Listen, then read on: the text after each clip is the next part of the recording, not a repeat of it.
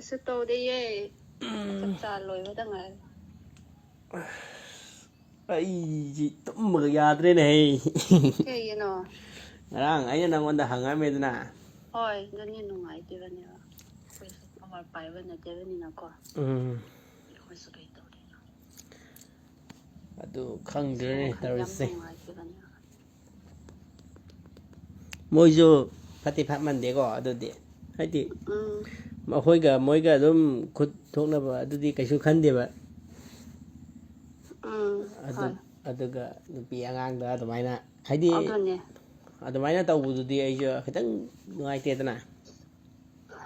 Ado mamangda keno kuki nupi ama moina may thaba ama layedana. Karam bada oje. Jiri lomda.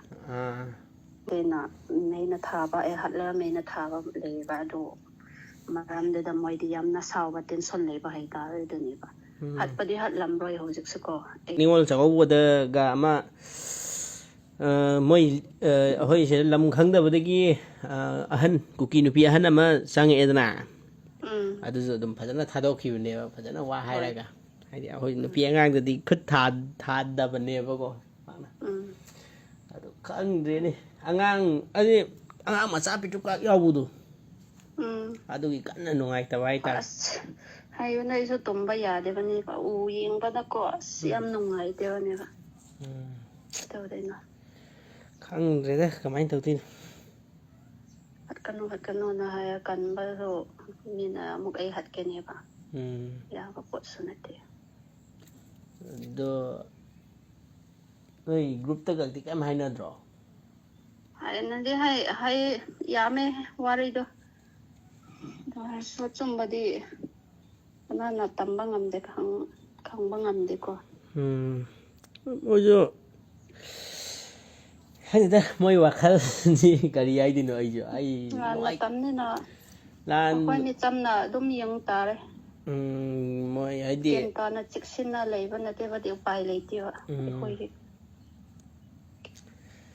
khangdre moi torsi ai di adum ai di moi hoi masen thomtat na ne angang ni khalla kana nungai ta bai tare hoi ahan sing do tonganda esu thambani ba ko angang tha 8 months do angang ani om do su ying ba da nungai te bani ba ni ko de wo khan supane ko do thamoi supane hoi nei jo nupi ni dum ai thamoi de dim phorom ni ba hoi moi su nungai ram de ba nungai mi u ba khuring na ko as nungai te ko na hai ne do so kanana power pai ba leite bani na ko mi cham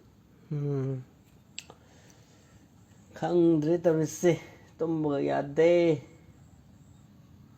dene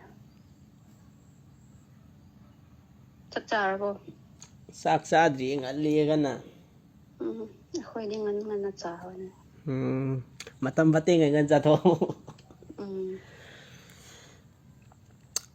os matha sai ado moina kaim da wi da bi thado abudi thado ali fanida ado no me khara de yang tare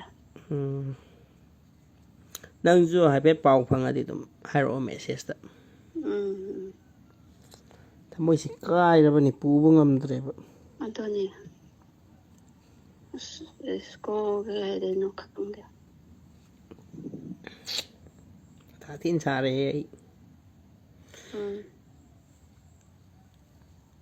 kon phenge ya kona mu pa phana se ko nei ko cha loi ba dang ai noi di irang kandro ho chiti khoi lei pham de di irang ana kap na bra de to bra pau da news da WhatsApp group da u ba gi wa ni ko se di khoi se ho se go de lei pham se ta de ba